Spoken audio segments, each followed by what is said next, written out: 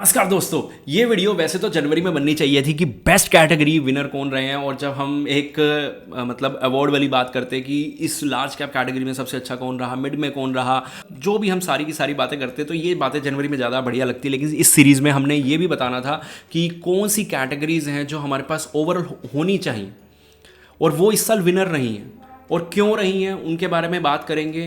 क्यों मैं बार बार स्टेबिलिटी की बात करता हूं और आपके पास इस कैटेगरी के फंड्स मतलब अगर आप बैलेंस बना के नहीं चल रहे तो नुकसान कर दोगे। और कुछ लोगों को अब देखो, एक चीज़ है यहाँ पे, कुछ एक चीज़ लोग होते हैं जो इस चीज़ पे विश्वास ही नहीं करते कि यार बैलेंस जैसी कोई चीज़ ही नहीं होती। कोर फंड बेवकूफ़ी बनाने के लिए होते हैं, लार्ज कैप फंड बिल्कुल घटिया हैं।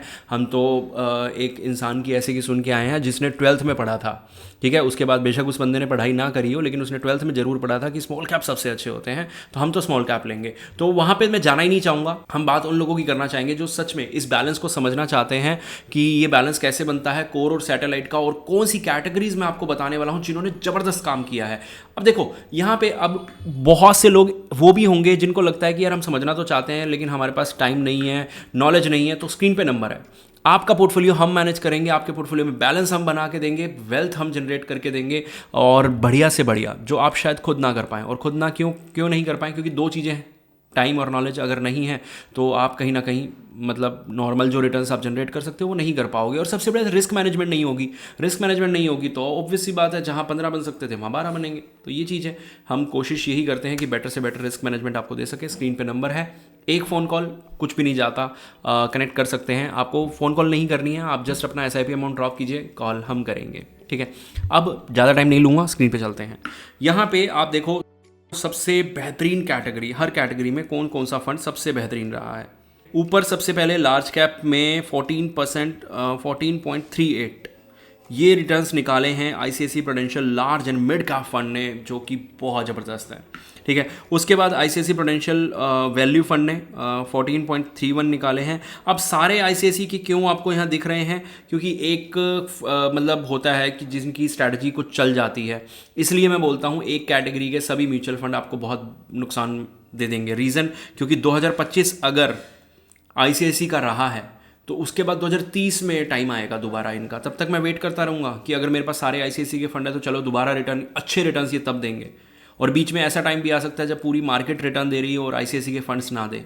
तो इसलिए किसी भी फंड में अगर आप AMC में जा रहे हैं तो 20% से ऊपर ना जाए, ओके। उसके बाद वैल्यू फंड। अब आप कहोगे कि यार वैल्यू फंड तो मैंने ऊपर भी देखा, तो वैल्यू फंड 2 बार आ गया। और यहाँ पे फोकस्ड फंड भी अगर मैं बात करूँ तो यहाँ पे 2 बार आया, नहीं आया। ऊपर लार्ज एंड मिड कैप, फिर ये वैल्यू फ्लेक्सी, और लार्ज एंड मिड वैल्यू, और फिर फोकस। तो यहाँ पे फोकस और वैल्यू दोनों कैटेगरीज ऐसी हैं जिनके अंदर बहुत सारे पॉजिटिव रिटर्न्स बने हैं। और एक चीज़ मैं आपको यहाँ दिखा दूँ कि रैंकिंग के हिसाब से आज हम थोड़ा सा अलग जाने वाले हैं।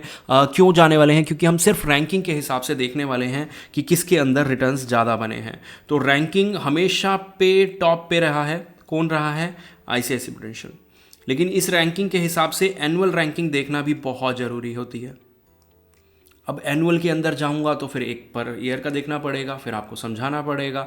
और इस चैनल पे अनफॉर्चुनेटली बहुत सारे लोग ऐसे नहीं हैं जो एजुकेशनल कंटेंट देखना चाहते हैं। मुझे पता है, मैं पहले इसके बारे में बहुत बात कर चुका हूँ, लेकिन अब फ़िलहाल हमने 99% ये चीज़ फाइनल कर ली है कि हम एक नया चैनल बनाने वाले हैं जहाँ पे हम कंटेंट बनाएंगे एजुकेशनल, ताकि वहाँ पे अगर आप नाम भी पता करना चाहें तो नाम तो पता हो ही जाएंगे, लेकिन उसके साथ आपको एजुकेशनल कंटेंट बहुत मिलेगा।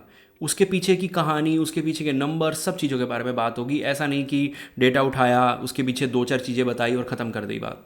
तो प्लीज़ प्लीज़ प्लीज़, अगर कुछ लोग ऐसे हैं चैनल पे जो सच में समझना चाहते हैं तो प्लीज़ हमें कमेंट कीजिए। अब यहाँ पे कुछ फंड्स निकल के आए, जो बंधन वैल्यू है, HSBC वैल्यू है, ऊपर से ICICI प्रूडेंशियल है, और 8 DSP वैल्यू है। ये 4 फंड ऐसे निकल के आए जिनका मतलब जो बहुत ज़्यादा ज़बरदस्त हैं वैल्यू फंड कैटेगरी में। और अगर मैं फोकस्ड के अंदर जाऊँ तो रैंकिंग के हिसाब से यहाँ पे मुझे टॉप 4 में तो दिखते हैं SBI फोकस्ड, ICICI, कोटक और HDFC फोकस्ड फंड, ओके। उसके बाद एक चीज़ और बताता हूँ बहुत इंपॉर्टेंट इस वीडियो में, वो उसका ध्यान रखना, ठीक है। उसके बाद यहाँ पे आपको ITI भी मिल जाएगा। ITI जब से ओपन हुआ है, जब से इसने शुरुआत करी है, इसने हमेशा कैटेगरी एवरेज बीट किया है। एक ओल्ड ब्रिज फोकस फंड है और साथ ही है किंडर रोबेको।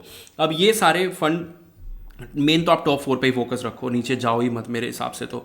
उसके बाद अगर मैं टॉप 4 की बात करूँ कि टॉप 4 बहुत ज़बरदस्त रहे हैं, तो हाँ रहे हैं, लेकिन इन चीज़ का ध्यान रखना कि एनुअल, अगर हम इसके बारे में बात कर पाएँ कि एनुअली इन्होंने कैसा दिया है, और नहीं भी बात करना चाहते तो सिंपल सा एक रूल याद रख लो, अगर इस वीडियो से आप कुछ टेक अवे लेना चाहते हो तो इन फंड्स को एज अ लार्ज कैप रख लो।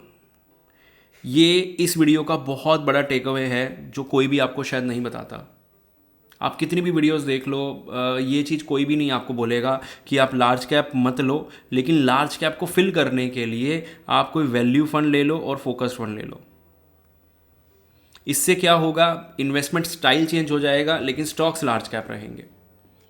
क्योंकि देखो मैं आपको एक चीज़ बताता हूँ, अब आप कहोगे कि क्या फ़र्क पड़ेगा। अब ये 50 स्टॉक्स हैं, ठीक है। अब इनको मैं इनके अंदर नॉर्मली जो नॉर्मल इन्वेस्टमेंट होती है उस तरह से कर रहा हूँ, एक नॉर्मल रिटर्न जनरेट करने के लिए।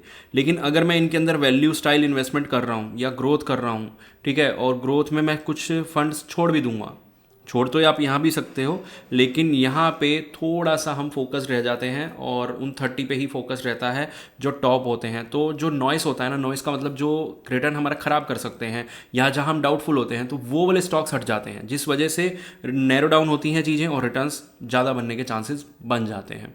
तो इससे ये बेटर हो जाता है नॉर्मल लार्ज कैप से। और सेम वैल्यू वाली बात हो जाती है, वैल्यू लॉन्ग रन में क्या करता है, 2-3 साल रिटर्न नहीं देता, क्यों, वैल्यू पिक हो रहे होते हैं। लेकिन जब वो वैल्यू ओरिजिनल वैल्यू पे पहुंचते हैं तो रिटर्न्स ज़बरदस्त बन जाते हैं। होपफुली आप समझ के होंगे। मिलते हैं अगली वीडियो।